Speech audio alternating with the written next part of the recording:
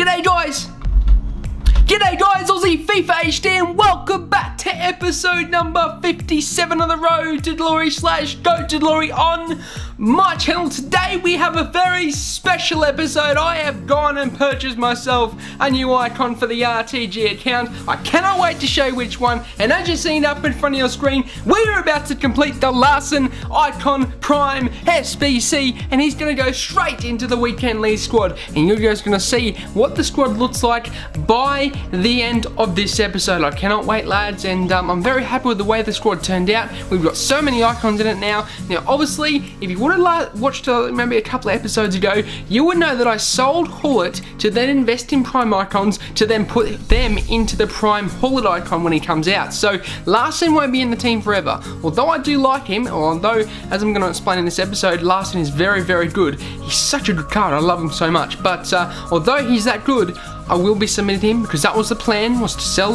Hullet, the baby version, take the coins, get some Prime SBCs done, and then put them towards the Prime icon Hullet. But as you've seen, we're going through to the 86, 85, 80 rated, 84 rated SBCs at the moment. This is what I submitted here. I did have quite a few of those 84s and 85s in the club from when I opened up some of my Lunar Year packs, but so it didn't cost me as much as I thought it would. And Larson at this point was only around 420,000, so that was very, very cheap in my opinion for a for a central card, because obviously you need a central card to complete Hullet. Well, I'm guessing you do. You know how in the past EA have sort of gone through and they've made you submit a central card, whether it's a midfielder or a striker or a defender. But basically, I'm doing this one so I can submit into that central position. However, today you're going to see the icon being completed, and then at the end of the episode there is some gameplay from the first 3 or so games, or 3 or 4 games, or you might have actually seen,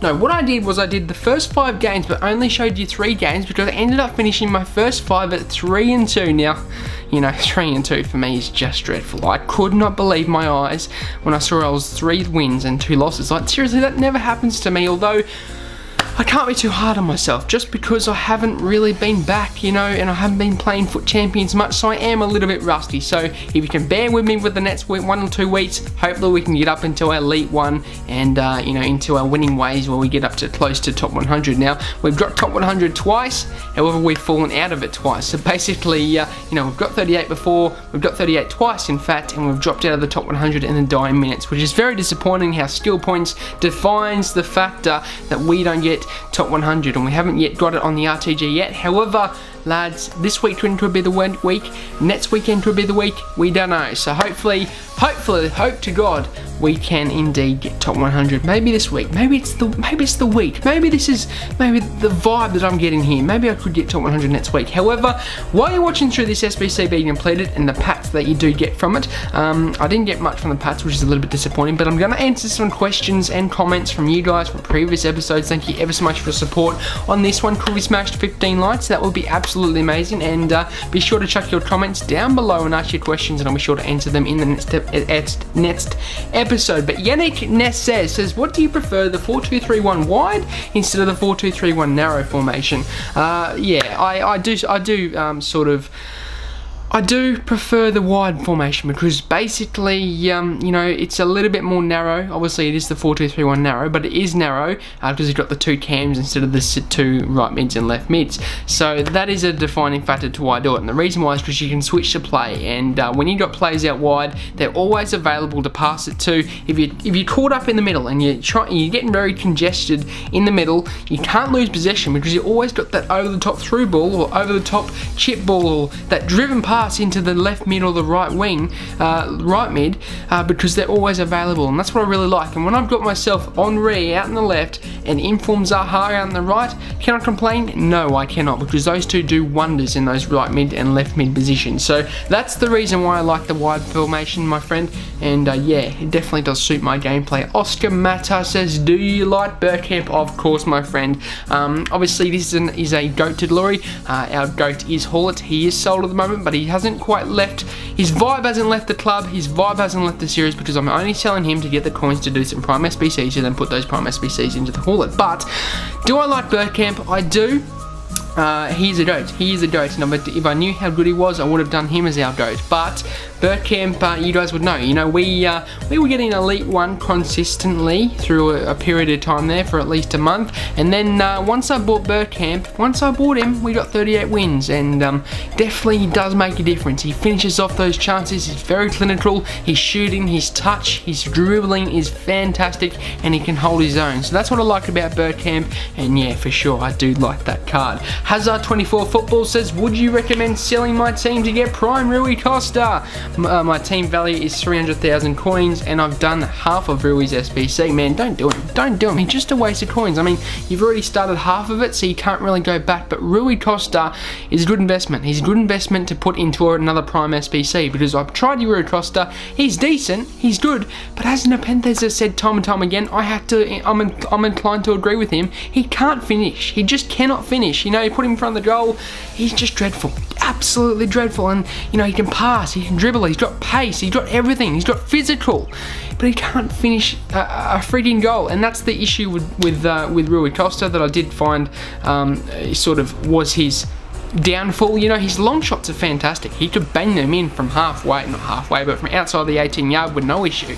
In front of the goal with a keeper, nah, dreadful card. But I wouldn't recommend you selling 300k, your whole team, for 300k and then completing it. I would probably recommend you just saving up for him, saving up to complete that. It's not worth selling your team for one card, especially Rui Costa of all people. You know, if you had a prime icon Hullet, 93 Hullet, and sold your whole team, then I can understand. You know, Hullet's a fantastic card. He'll do the job for you until you get another team around him. But Rui Costa, I wouldn't recommend it. Alan Litchfield says, do you prefer the Prime Bergkamp over the 90? I have the Prime and I'm loving him, but wondering if I should play him at striker or keep him at cam. Well, that's a sort of a controversial topic and controversial question that I've asked myself, because I obviously play Bergkamp. I am undecided myself whether I should play him at striker or whether I should play him at cam, because Bergkamp, he's got great passing, absolutely fantastic passing. He's got one of the best long shots in the game.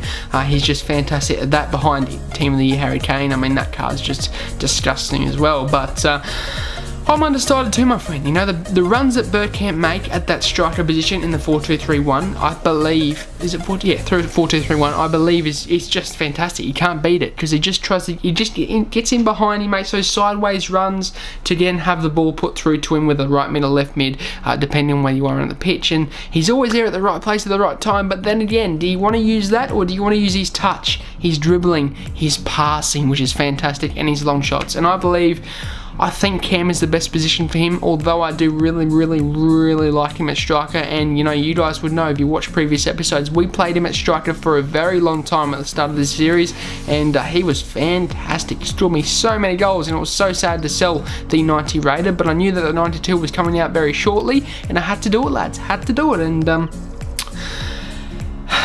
the question that you asked was, do you think Prime Bergkamp over the 90? And that's a tough one, because honestly, when I got that Prime Bergkamp, the 92 rated one, I couldn't really feel the difference. I mean, the 90 rated has got more pace by 1, and he definitely hasn't got more shooting or passing or anything. Bergkamp 92 definitely beats Bergkamp 90 in that sense. But do I think they're better? I honestly think that they're both the same. They're both the same. I couldn't really notice any difference between the 90 and the 92. The 90 really performed well for me. Fantastic. And if you had to put, you know, if you put a 90 in one team for me and you put a 92 on another team for me, and I use them both, I wouldn't be able to tell the difference, to be honest with you. So it doesn't really matter. Whatever is cheapest, I believe you should go with, but it's up to you. If you want the Prime, if you want the top card, I would go 92. Totsit Bacon says nice, and yeah, thank you very much for your support there, Totsit Bacon. I do appreciate it, my friend. But that is just for one episode, the comments there. We have quite a few minutes left in this episode. As you see, I'm going to buy a few centre forward to cam cards to then put that card down to a cam position, the last in card down to a cam position, so then I could put him into the centre mid position in the midfield, so we got chemistry. So that's what I'm doing there. The gameplay is coming up very shortly, but I will hop into some comments from, let's say, episode number 55, because I believe 54 is the one I just answered then, which was the Fatality Rocky one. But episode number 55, if they load up, and that was the episode where I had a walkout inform from our Ultimate Lunar Year Team of the, well, not Team of the Week, but Ultimate Lunar Year Ultimate Pack. And that was fantastic. Thank you ever so much, EA. You really did boost the club up there with players, and they really came in handy with a future SBC that you haven't yet seen. That's right, I'm doing Larson now, but I'm doing another Prime Icon, and I cannot wait to show you who I got, lads. I just cannot wait. I remember watching this guy when I was growing up. He's a legend, man. He's a legend, and even though I don't support the team that he did play for, he was such a good player in the position that he played. Dominating Spud says, "Nice dude. I got the game. I got the 3 worst team in the week. I got the Dame." I don't know what you're saying there, man, but I believe you're saying I got the worst team in the week and then I had Zlatan. So I'm pretty sure you're talking about a premium team with a week pack from your elite rewards, and then you obviously got Zlatan in your 100k pack. So that's not too bad, my friend. I wouldn't be complaining about that. Zlatan goes for around 40 to 50,000 coins, and those team in the weeks, although they are the worst, would go for at least 45,000 coins for the all 3 of them. So you got yourself, if you got elite 3, you got yourself 200,000, 300,000 coins, which isn't too bad at all. So congratulations if you did get elite 3. Samuel Patterson says, "Good to see you back, my friend." And yeah, it's good to see you back on the channel too, Samuel. Thank you ever so much. And for those of you who are back on the channel, the regulars, I would like to thank you from the bottom of my heart.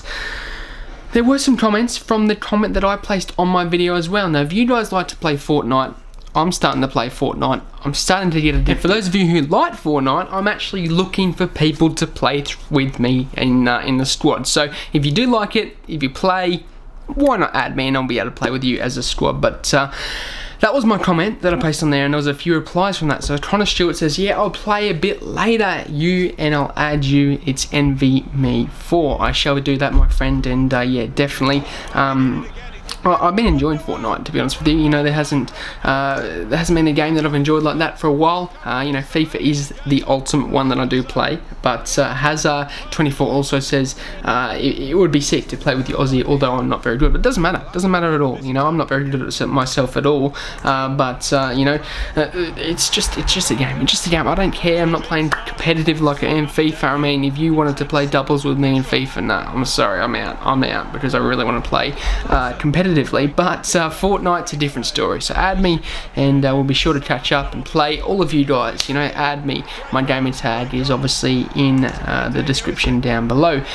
That was comments from that one. I believe there was a few from the marquee matchups video, but yeah, be sure to check them down below in the comment section. I'll be sure to answer them in the next episode. But if I just jump into those now, and you're seeing up in front of your screen some of the gameplay, and Larson was going ham. He is very good at finishing the ball, and he's got good pace, good physical, good passing. I just found that he was always getting involved. As you see, another great finish from Larson into the bottom corner in the 48th minute. I believe that signaled a rage quit, if I'm not wrong. Yeah, it definitely did. So my opponent had enough there, and Larson was putting them away, as you would expect from a 90 rated Prime Icon. Although Inzaghi, I've played with him, I played with his loan version, he is terrible. Absolutely terrible for a 90 rated Icon. If you compare the stats, let me just do this for a second. So we go to Footbin and we actually compare Larson's to Inzaghi's. Now they're both around the same price, around 400 to 450,000 coins. We actually go and compare both of the cards, if I can just find it here. So we got Footbin, and if I go into Henrik Larsson, who is a 90 rated Prime Icon. So we got the 90 rated there, who has 90 pace. I believe he has 89 shooting, 85 dribbling, 73 physical, and 76 passing. Now, if we compare him to, if we're comparing him to Inzaghi, who, if I just add Inzaghi here into the mid, so 90 rated Inzaghi, we actually compare his stats. Inzaghi has 11 less pace to Larson, 2 more shooting. He's got 7 less passing than Larson. He's got 8 less physical than Larson.